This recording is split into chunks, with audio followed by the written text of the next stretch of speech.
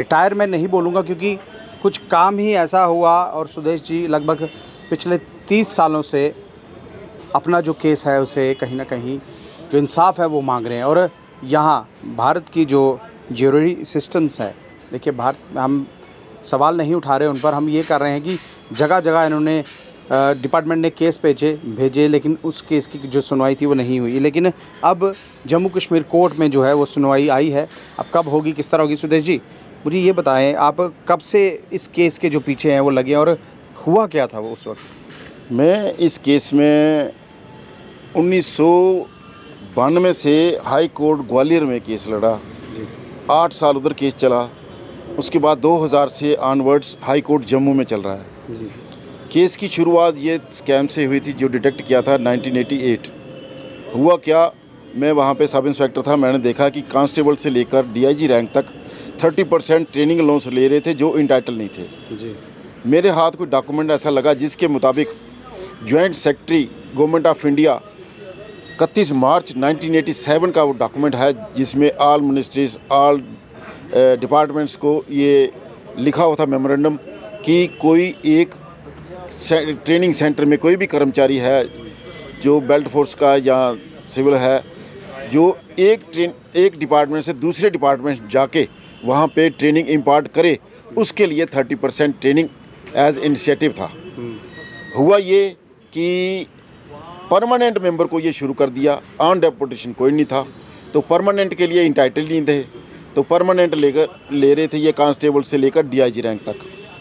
मैंने वो एप्लीकेशन 14/4/88 को एक दी, उसके साथ ये डॉक्यूमेंट लगाया 31 मार्च 1987 का department of personal training minister of home affairs. तो ये डॉक्यूमेंट जब साथ लगाया तो जो हमारे डिपार्टमेंट के उन्होंने ये जब एप्लीकेशन देखी तो वो हैरान हो गए कि डॉक्यूमेंट कहाँ से आया इसके पास। उन्होंने मेरे को हिदायत दी कि your application 14/4/88 has been forwarded to directorate general ITBP। Hereby I have got an opportunity to advise you that you may take care of your social conduct. अब ये रिप्लाई मेरे को मिला, डायरेक्टर DD मल्होत्रा थे ITBP अपना high altitude defence survival academy Mussoorie UP में उन दिनों। तो जी आपका ये भी कहना है कि जब ये केस शुरू हुआ, हाँ, उसके बाद ITBP का नाम भी बदल दिया गया? हाँ, ऐसा हुआ कि मैं 88 में स्कैम ये लाइट में लाया। 1990 में जाके हमारी कंट्री अंडर डेप्ट आ गई।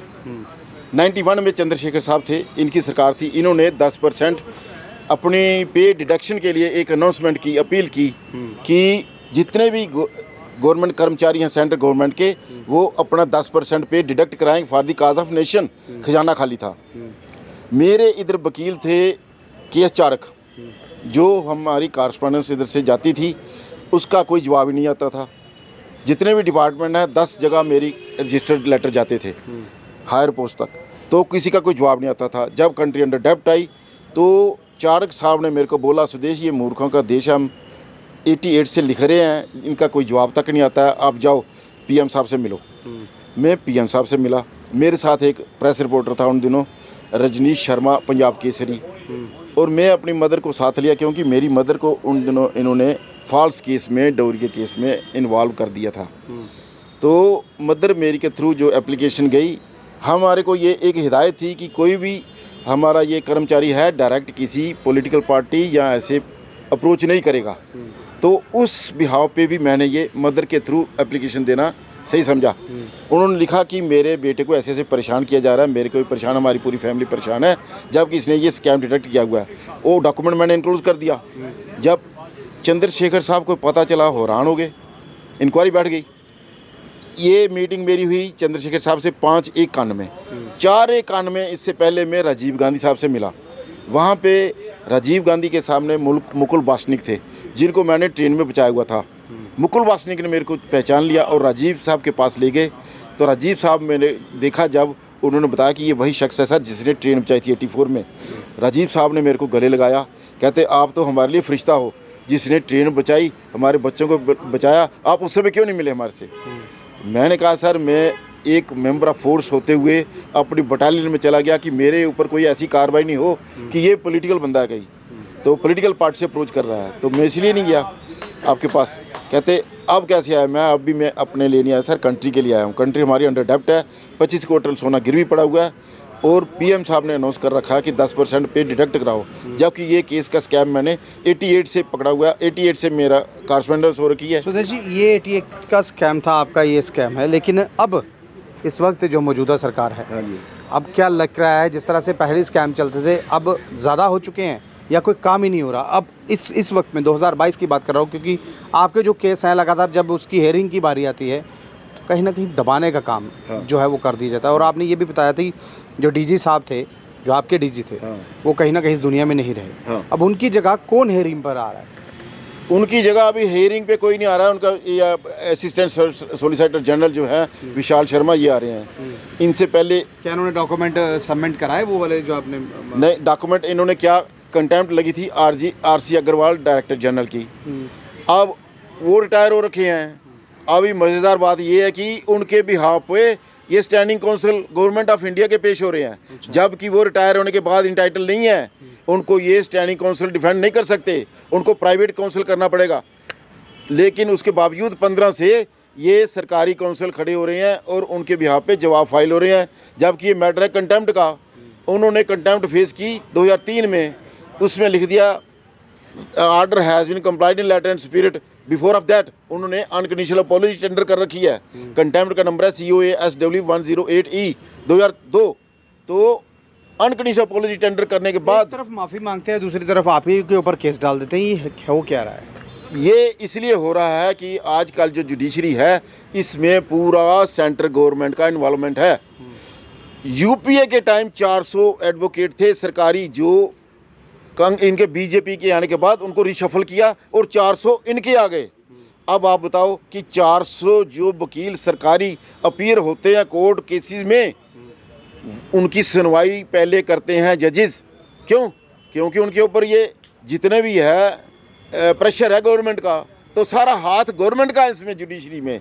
अभी जुडिशरी जो है एक इसमें ग्रिप में है यूनियन ऑफ इंडिया के, जो यूनियन ऑफ इंडिया चाहे वही उसमें ऑर्डर पास होते हैं। जी, कुछ डॉक्यूमेंट्स आपके पास हैं, आप मुझे बोल रहे थे मैं डॉक्यूमेंट भी बताऊंगा, लेकिन अब ये जो फैसला था, जिस तरह से ये फैसला आना चाहिए, कुछ डॉक्यूमेंट आप बता दें। देखिए सुदेश जी हमारे साथ हैं, और सबसे बड़ी बात इस वक्त जो बात की जा रही है देश के कानून पर, कानून की बात की जा रही है। हमारी जो लास्ट एक अपनी एक उम्मीद होती है वो देश के कानून पर होती है, जजेस पर होती है। ये हमारा फैसला करेंगे। कहीं ना कहीं भारत के जो संविधान है उसकी रक्षा करने के लिए लीडरान तो हैं, लेकिन संविधान को बचाने के लिए हमारे जो जजेस हैं, वकील्स हैं, वो भी हैं। अब किस तरह से बच रहा है, देखिए सुदेश जी के पास कुछ डॉक्यूमेंट। सुदेश जी डॉक्यूमेंट बता दीजिए। ये सर डॉक्यूमेंट ये है जस्टिस आफ्टर 14 ईयर्स। 88 में स्कैम मैंने डिटेक्ट किया, 2002 में ये जजमेंट आई, जस्टिस दुआबिया साहब की जजमेंट है। इसमें इन्होंने लिखा हुआ है पेज 23 पर कि sense of fair play is missing in this case from very Inception. क्यों? क्योंकि मैंने जब ये स्कैम डिटेक्ट किया, ऑल ओवर इंडिया की सारी forces, navy, army, air force, paramilitary forces, defence forces, ये जितना मतलब डिफेंस मिनिस्ट्री के अंडर, MHA के अंडर सब इन्वॉल्व। लेकिन सुदेश जी मैं एक चीज़ बोलूँगा, जिस तरह से ये एक ट्रिब्यून की कटिंग है, मैं आपको बता दूँ ये ट्रिब्यून की कटिंग है, ये सब कुछ दर्शा रही है, लेकिन कोर्ट में इस चीज़ को वैलिड नहीं माना जाता, क्योंकि मीडिया एविडेंस जो है वो कोर्ट वैलिड नहीं करता। ये आप भी जानते हैं। ये नहीं, इसमें वो अपना कुछ नहीं, उन्होंने जजमेंट का लिखा हुआ है इसमें कि एज पर जजमेंट जो इसमें पेजेस थे उसका उन्होंने उतारा हुआ है। तो ये जजमेंट का मैं बता रहा हूँ कि 24 पेज की जजमेंट जो है वही इसमें मेंशन किया हुआ है कि फलाना फलाना पेज पे क्या लिखा है। तो ये ट्रिब्यून ने मेरे से जजमेंट ली थी पूरी 24 पेज की। सुदेश जी एक चीज़ और पूछूंगा, जिस तरह से आपका केस लटकता हुआ जा रहा है, और जब केस लटकता है, अभी हमारे यहाँ पे अर्थक्वेक आ रहे हैं, कहीं बादल फट रहे हैं, कहीं कुछ हो रहा है, उसका क्या कंसर्न है आपसे? इसी से कंसर्न है। अभी ये बताओ, ये 2006 में आके ये मैंने अपनी हॉरोस्कोप लगा रखी है। 13वें साल 2001 में अर्थक्वेक हुआ, वो इसमें जब मैंने कोर्ट में फाइल किया तो सारे जजेस और सारे एडवोकेट्स वो परेशान हो गए कि ये क्या कह रहा है। मैंने उसके बाद फिर हर हियरिंग पे जैसे जैसे अर्थक्वेक होते गए मैं अपना प्रूफ देता गया। 2001 से लेकर 2011 तक मेरा जो डॉक्यूमेंट्री प्रूफ था ऑन रिकॉर्ड होते हुए 4/3/2011 को डिवीज़न बेंच थी, याकूब मीर साहब, वीरेंद्र साहब, इन्होंने सारा टैग करा के रिकॉर्ड, तो ये मेंशन किया दिस इज़ एक्सेप्शनल केस। और मेरी CMP है 267 2009 लॉ की। यानी कि आपके साथ तो धोखा हो रहा है, लेकिन प्रकृति जो है वो कहीं ना कहीं आपका साथ दे रही है। बिल्कुल। अब ये देखो, ये 2006 का है, ये देखो ये एवरी हियरिंग हो रहा है, ये 2014 का है, 18 का है, ये देखो। उसके बाद ये मैं ये देखो 18 का है, अपना 16 का है। ये अपने PM ऑफिस लिखा था कि मेरा जो ग्रीवेंसेस सॉल्व करो। इन्होंने registrar general Jammu and Kashmir high court इनको मैटर सबमिट किया और secretary general supreme court of India, इन दोनों के पास मेरा सबमिट किया मैटर। देखिए ये जो बात पता क्या है, देखिए 14 में सरकार चली गई, 14 के बाद जो थी भारतीय जनता पार्टी आ गई और सुदेश जी के पास कहीं ना कहीं जब दिल्ली में जंतर मंतर में प्रदर्शन होता था, भारतीय जनता पार्टी के लोग भी वहाँ पर बैठते थे आगे और कहीं ना कहीं इनको आश्वासन देते थे अगर हमारी सरकार आई तो हम आपका साथ जरूर देंगे। अब सरकार है, आप कितना साथ दे रहे हैं सुदेश जी? अब साथ देखो, ये मेरा केस लगा था अभी 20 जुलाई और 20 जुलाई ये क्लाउड बस्ट हो रहा है सेम डे। अब इससे पहले देखो, ये इसके पहले जो है मेरा केस लगा 4 तारीख, 8 तारीख को मैं कॉपी लेने गया, ऑर्डर की, उस पर ऑर्डर कर रखा था जज साहब ने कि इसका केस नंबर 1 आइटम लगाया जाए, यानी कि पहले नंबर पे मेरा केस लगना था 1 नंबर 12 तारीख को। Despite of listing that case before honourable justice who has pass the orders, मेरा केस किसी और के पास लगा दिया और नंबर था 112, यानी कि 1 से 112। 1 से 112। तो 8 तारीख को इन्होंने हाई कोर्ट ने मेरे को 4:30 बजे तक मेन गेट पे बिठा दिया। पुलिस वालों को बोला इसको बाहर बिठाओ, मैं जैसे कोई क्रिमिनल होता है, तो मेरे साथ मिसबिहेव हुआ। 4:30 बजे तक मेरे साथ मिसबिहेव हुआ। 5:30 बजे तक क्लाउड बस्ट हो गया अमरनाथ जी गुफा में। अब ये चीज़ें मैं जो इनको आज से नहीं 2001 से बता रहा हूँ, 2 क्लाउड बस्ट हो गए हैं 2 हियरिंग में, अमरनाथ गुफा में और डोडा में, ये दोनों डेट ऑफ हियरिंग पे हुए हैं। अब ये प्रूफ ये देखो आप, यानी कि ऐसा लग रहा है कि आपको जिस तरह से ये नकार रहे हैं उसी दिन उसी वक्त कुछ ना कुछ होता है, उसी वक्त हो रहा है। अब आपको मैं 2005 का बताऊं, 2005 में मेरी मदर को, मेरे को और मेरे छोटे भाई को 15 साल के बाद क्विट किया और जो डॉक्यूमेंट मैंने 1990 में रखे थे कोर्ट में, उसी बेस पे 2005 को मेरे को क्विट किया। DIG साहब ने लिखा हुआ था उसमें, as per standing order such cases are required to be transfer to crime branch, SHO has chose to take cognizance at his own, his explanation is required in this case. क्योंकि मेरा case जाना था crime branch में, counter case था। Crime branch में भेजने की बजाय SHO ने मुझे अरेस्ट कर दिया।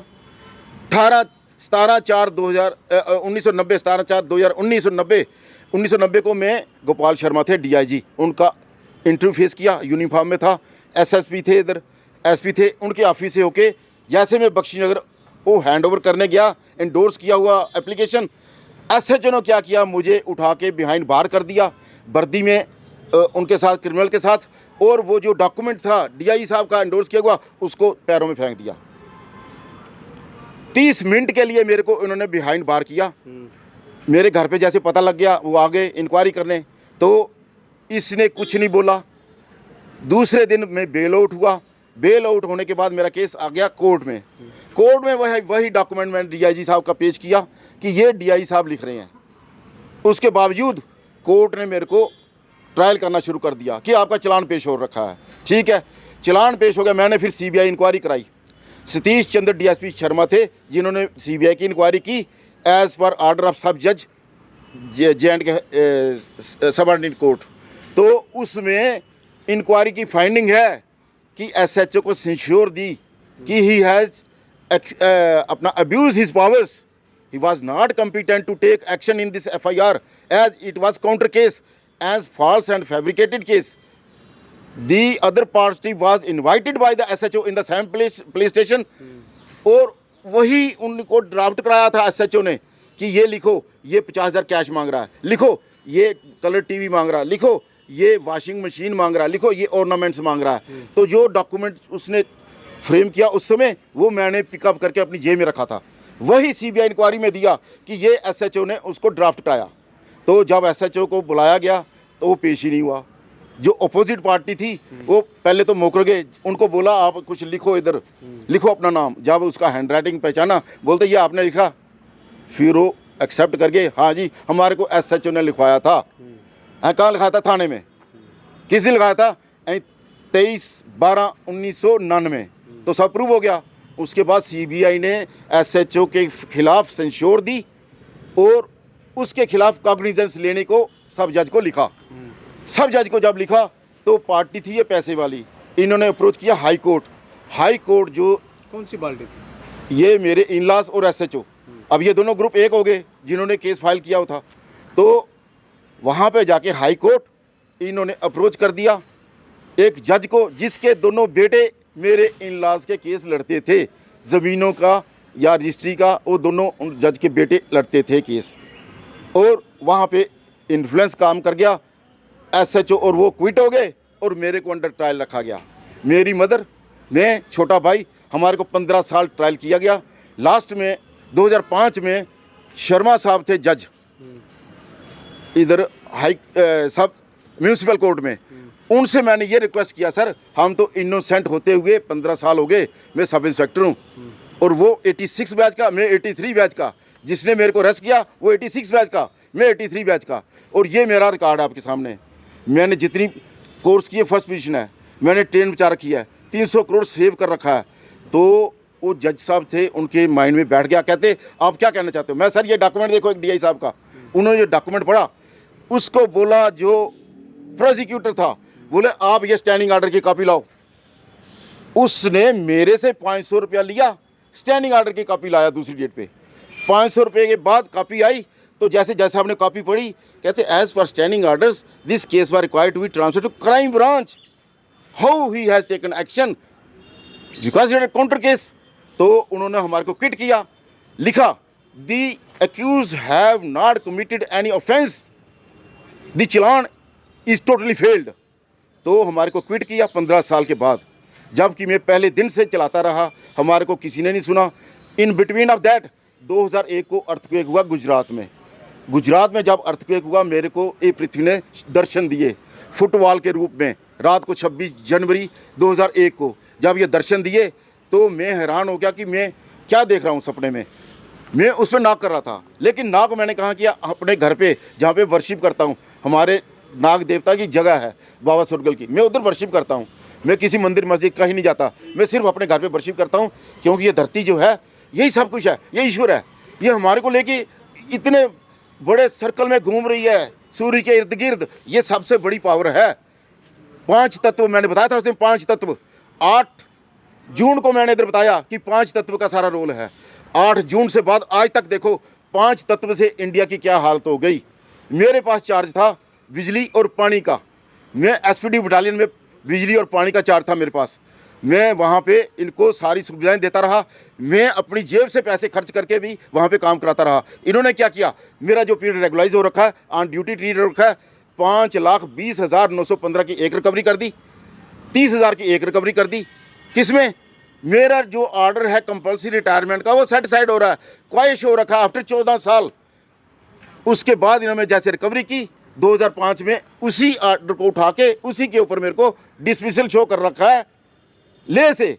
अब 2005 में जब ले से इन्होंने मेरे को डिसमिसल किया अंडर चार्ज ITVP एक्ट, जबकि वो चार्जेस थे CRP एक्ट। मेरे पहले 4 पनिशमेंट हैं, 3 dismissal, 1 compulsory retirement under CRP act and rules.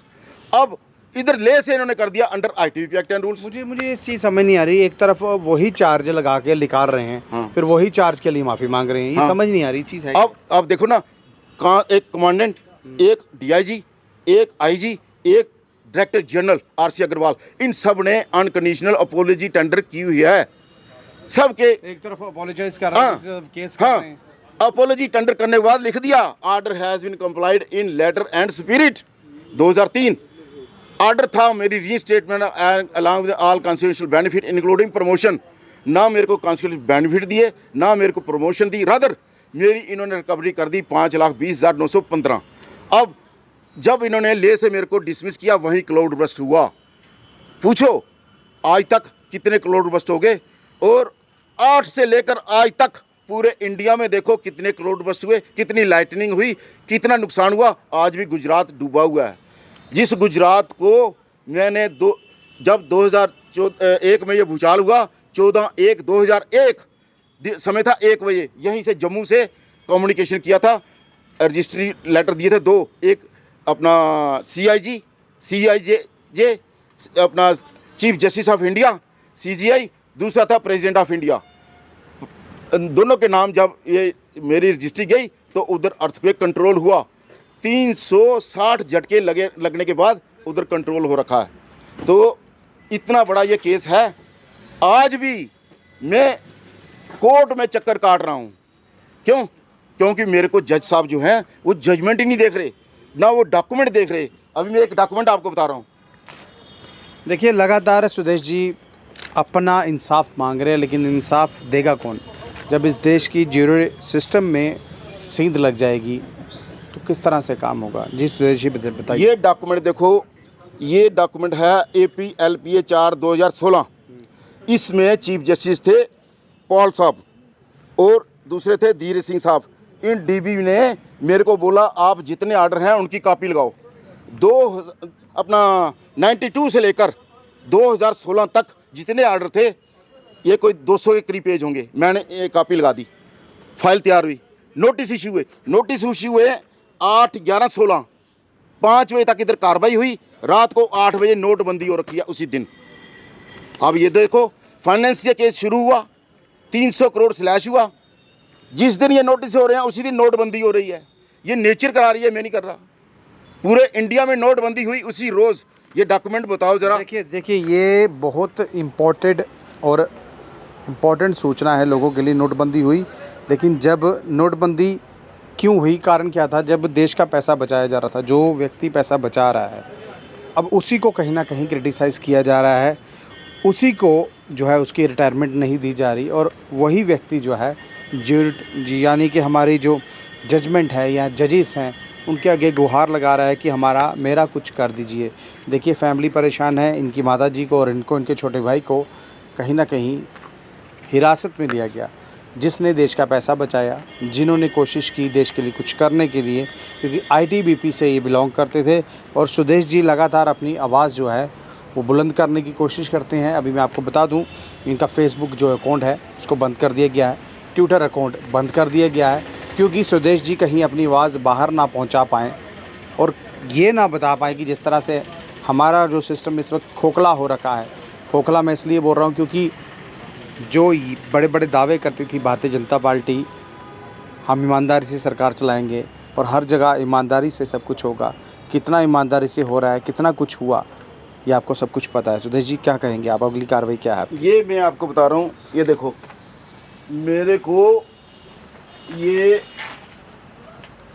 Tribune वाले ये बता रहे हैं whistle blower being harassed by ITBP। ये 11 का है, 12 का भी है।